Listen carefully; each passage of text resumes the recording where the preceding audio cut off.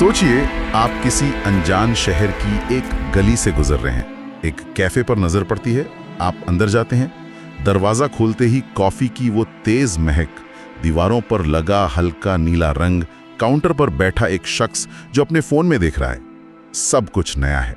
आपका दिमाग ये बात जानता है, लेकिन फिर भी एक बहुत गहरी अजीब सी भावना उठती है। ये पहले हो चुका है। ऐसा लगता है जैसे ये पल आप दोबारा जी रहे हैं। तर्क कहता है कि ये नामुमकिन है, पर वो एहसास, वो इतना सच्चा होता है कि उसे झुटलाना मुश्किल है। और उस एहसास का एक नाम है डेजा वू। ये एक फ्रेंच शब्द है जिसका मतलब है पहले ही देखा हुआ। और ये सिर्फ कोई दिमागी वहम नहीं है, बल्कि एक बहुत ही जटिल पहेली है, एक ऐसा रहस्य जिस पर विज्ञान आज भी उलझा हुआ है। तो आज हमारी पड़ताल इसी पहेली के इर्द गिर्द घूमेगी। हम ये जानने की कोशिश करेंगे कि डेजा वू इतना वास्तविक क्यों महसूस होता है। ये सिर्फ एक दिमागी गड़बड़ी है या कुछ और।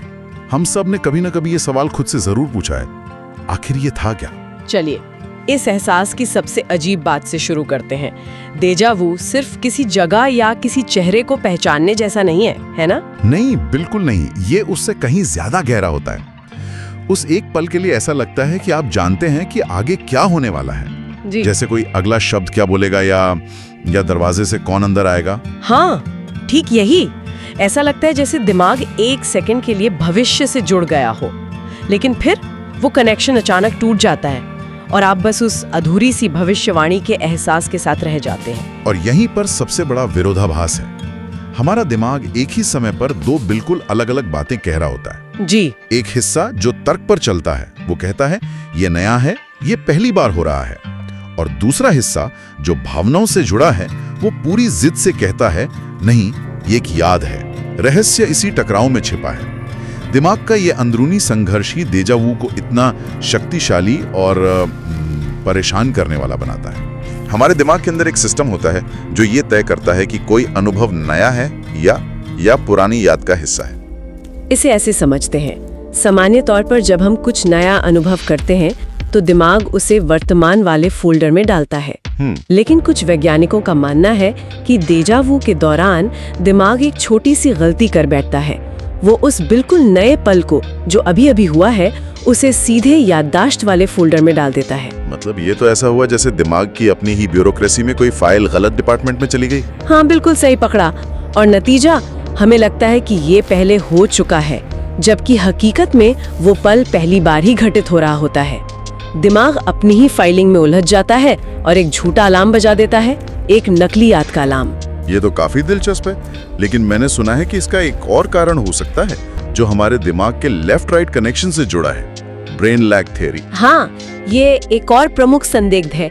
इसे कहानी की तरह समझिए। हमारी आंखों से जो भी जानकारी दिमाग तक पहुंचती है, वो एक साथ दिमाग के दोनों हिस्सों बाएं और दाएं में जाती है। ज्यादातर समय ये तालमेल एकदम सटीक होता है, लेकिन कभी-कभी किसी वजह से इस सिग्नल दूसरे हिस्से तक पहुंचने में थोड़ी देरी कर देता है। बिल्कुल, कुछ मिलीसेकंड की देरी। सोचिए, एक सिग्नल आता है और दिमाग का एक हिस्सा उसे प्रोसेस कर लेता है। अब बस कुछ मिलीसेकंड बाद वही सिग्नल दोबारा दूसरे हिस्से से आता है। तो दिमाग के लिए दूसरा सिग्नल एक एको जैसा है। एग्जैक्टली। और यही वो पहले ही देखा हुआ का एहसास बन जाता है। 1 मिलीसेकंड पुराना अनुभव अचानक एक याद की तरह महसूस होने लगता है। लेकिन इसमें सबसे बड़ी चुनौती ये है कि ये सिर्फ मिलीसेकंड्स की बात है। क्या इतनी छोटी सी देरी से इतना गहरा, असली लगने वाला एहसास पैदा हो सकता है? हाँ, ये थोड़ा अविश्वसनीय लगता है। और यही इस थ्योरी की सबसे बड़ी कमजोरी है। दिमाग के इन दोनों सिग्नल्स के बीच समय का अंतर इतना छोटा होता है कि उसे आज की तकनीक से मापना लगभग असंभव है। इसलिए ये थ्योरी सुनने में तो बहुत तार्किक लगती है, पर इसका कोई ठोस सबूत हमारे पास नहीं है। ये एक बहुत ही अच्छी सोच है, पर फिलहाल सिर्फ एक सोच ही है। ठीक है, तो हमारे पास 2 संदिग्ध हैं। एक दिमाग की फाइलिंग में गड़बड़ी और दूसरा एक ब्रेन लैग। लेकिन एक और भी संभावना है जो शायद इन सबसे ज्यादा आम हो, यादों का धोखा, जिसे मेमोरी सिमिलैरिटी थ्योरी कहते हैं। हाँ, और ये शायद हम सबके साथ कभी ना कभी हुआ है बिना हमें एहसास हुए। कभी कभी हम किसी ऐसी नई जगह पर होते हैं जो हमारी किसी बहुत पुरानी भुलाई जा चुकी याद से मिलती जुलती है। हो सकता है उस कमरे की खिड़की का डिजाइन बिल्कुल वैसा ही हो, जैसा बचपन में देखे गए किसी घर का था, या वॉलपेपर का पैटर्न किसी पुरानी फिल्म के सीन जैसा हो। तो दिमाग उस समानता को तो पहचान लेता है, पर ये नहीं याद कर पाता कि उसने ये चीज देखी कहाँ थी। बिल्कुल। मुझे याद है एक बार मैं छुट्टियों में एक छोटे से पहाड़ी गांव में थी और वहां की एक दुकान को देखकर मुझे इतनी जोरदार डेजा वू की फीलिंग हुई, मैं हैरान रह गई। महीनों तक मैं सोचती रही।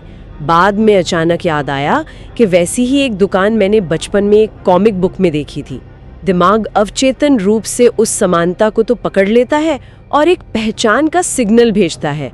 वो कहता है ये जाना पहचाना है। लेकिन सचेत मन को उसका सोर्स नहीं पता होता, तो ये बिना याददाश्त के पहचान वाली स्थिति बन जाती है। आपको सिर्फ वो एहसास होता है कि ये परिचित है, लेकिन उसकी याद नहीं होती, और यही भ्रम डेजा वू के रूप में महसूस होता है। दिमाग के लिए ये एक बहुत ही अजीब कॉम्बिनेशन है, पहचान है पर याद नहीं। ये तो समझ आता है, लेकिन यहाँ एक बहुत बड़ा सवाल खड़ा होता है जो इन सभी थ्योरीज को उलझा देता है। अगर डेजा वू सिर्फ दिमाग की एक गलती या मेमोरी का ग्लिच है, तो फिर ये ज्यादातर युवा लोगों को ही क्यों होता है? रिसर्च दिखाती है कि डेजा वू का अनुभव किशोरों और 20 से 30 साल के लोगों में सबसे आम है। जैसे जैसे उम्र बढ़ती है, डेजा वू के अनुभव कम होते जाते हैं। और ये एक बहुत बड़ा विरोधाभास है। ये एक ऐसा बिंदु है जहां सारी वैज्ञानिक थ्योरीज आके रुक जाती हैं। आमतौर पर दिमागी गड़बड़ियां या याददाश्त से जुड़ी समस्याएं तो उम्र के साथ बढ़नी चाहिए, कम नहीं होनी चाहिए, लेकिन यहाँ बिल्कुल उल्टा हो रहा है। अगर ये सिर्फ एक ब्रेन एरर होता तो 60 साल के व्यक्ति को ये 20 साल के लड़के से ज्यादा होना चाहिए था। सही बात है। ये पहेली का एक ऐसा टुकड़ा है जो किसी भी मौजूदा थ्योरी में ठीक से फिट नहीं बैठता। कुछ लोगों का मानना है कि शायद युवा दिमाग ज्यादा एक्टिव होता है, ज्यादा नई चीजें सीख रहा होता है, इसलिए यादों के बीच कनेक्शन बनाने में ज्यादा गलतियां करता है। लेकिन ये भी सिर्फ एक अंदाजा है। इस पहेली में एक और दिलचस्प परत है, सपने। क्या ऐसा हो सकता है कि हमने वो दृश्य, वो जगह या वो बातचीत पहले किसी सपने में देखी हो? हम रोज रात को कई सपने देखते हैं, लेकिन जागने पर उनमें से ज्यादातर को भूल जाते हैं। ये एक बहुत पुरानी और आकर्षक थ्योरी है। हो सकता है वो याद हमारे अवचेतन मन में कहीं दबी रह गई हो, और फिर जब असल जिंदगी में वैसा ही कुछ होता है तो दिमाग उस दबी हुई सपने की याद को पहचान नहीं पाता। वो ये नहीं समझ पाता कि ये एक सपना था।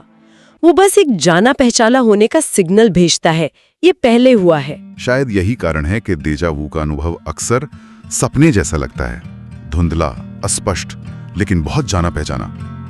ये एक ऐसी याद है जिसे आप पकड़ नहीं सकते। बिल्कुल। और ये इस बात को भी समझाता है कि क्यों डेजा वू के साथ अक्सर एक अजीब रहस्यमयी भावना जुड़ी होती है, जैसे आप किसी दूसरी दुनिया की झलक देख रहे हो। लेकिन अब एक ऐसे कनेक्शन की बात करते हैं जो थोड़ा गहरा और परेशान करने वाला है। वैज्ञानिकों ने पाया है कि डेजा वू का एक मजबूत संबंध एपिलेप्सी यानी मिर्गी से है। हाँ, ये एक ऐसी खोज थी जिसने इस रिसर्च को एक नई दिशा दी। कुछ एपिलेप्सी के मरीजों को दौरे पड़ने से ठीक पहले बहुत तीव्र और बार बार डेजा वू का अनुभव होता है। ये उनके लिए एक तरह की चेतावनी होती है। और इससे वैज्ञानिकों को ये सुराग मिला कि डेजा वू का संबंध दिमाग के एक खास हिस्से टेम्पोरल लोब से हो सकता है। सही है, क्योंकि एपिलेप्सी के दौरे अक्सर इसी हिस्से में असामान्य इलेक्ट्रिकल एक्टिविटी की वजह से होते हैं, और यही टेम्पोरल लोब हमारी याददाश्त, भावनाओं और चेतना को नियंत्रित करता है। तो ऐसा लगता है कि जब इस हिस्से में थोड़ी सी भी गड़बड़ी होती है तो हमारी याददाश्त और वर्तमान की भावना के बीच की रेखा धुंधली हो जाती है और डेजा वू पैदा होता है। लेकिन ये तो एक बहुत छोटे ग्रुप की बात हुई जिन्हें एपिलेप्सी है। क्या ये करोड़ों स्वस्थ लोगों के अनुभव पर लागू होता है? कहीं हम एक अपवाद को नियम तो नहीं बना रहे? ये इस थ्योरी की सबसे बड़ी सीमा है। यह हमें ये तो बताता है कि दिमाग के किस हिस्से में ये घटना हो सकती है, लेकिन ये उन करोड़ों आम लोगों में डेजा वू की व्याख्या नहीं करता जिन्हें एपिलेप्सी नहीं है। तो ये भी पहेली का एक और अधूरा टुकड़ा ही साबित होता है। तो अब हम मुख्य सवाल पर आते हैं। अगर हमारे पास इतनी सारी थ्योरीज हैं, ब्रेन लैग, मेमोरी सिमिलैरिटी, सपनों का कनेक्शन, एपिलेप्सी का लिंक, तो फिर कोई एक अंतिम जवाब क्यों नहीं है? विज्ञान इस गुत्थी को पूरी तरह सुलझा क्यों नहीं पाया है? इसका कारण बहुत व्यावहारिक है और थोड़ा निराशाजनक भी है। डेजा वू कुछ ही सेकंड तक रहता है। यह इतनी तेजी से आता है और चला जाता है कि इसे किसी लैब में दोबारा बनाना या उस पल में दिमाग को स्कैन करना लगभग नामुमकिन है। मतलब जब तक कोई व्यक्ति बताएगा कि उसे डेजा वू हो रहा है, तब तक तो वो एहसास खत्म हो चुका होता है। बिल्कुल, उस कुछ सेकंड के फ्लीटिंग मोमेंट को पकड़ना बहुत मुश्किल है और विज्ञान सबूतों पर चलता है। बिना उस पल को पकड़े और उसका विश्लेषण किए कोई भी थ्योरी सिर्फ एक अच्छा अनुमान ही रहेगी, साबित नहीं हो पाएगी। हम सिर्फ घटना के बाद उसके असर को देख सकते हैं, घटना को नहीं। और यहीं पर विज्ञान की सीमाएं आ जाती हैं और दर्शन की शुरुआत होती है। जब वैज्ञानिक जवाब अधूरे रह जाते हैं तो लोग दूसरे विचारों की ओर देखते हैं। कुछ दार्शनिक विचार ये कहते हैं कि क्या हो अगर समय वैसा है ही नहीं जैसा हम उसे समझते हैं, एक सीधी रेखा में आगे बढ़ता हुआ। ये एक ऐसा सवाल है जो सदियों से पूछा जा रहा है। क्या पता कुछ पल हम पहले ही जी चुके हों, किसी और रूप में, किसी और जीवन में, लेकिन हमें याद ना हो।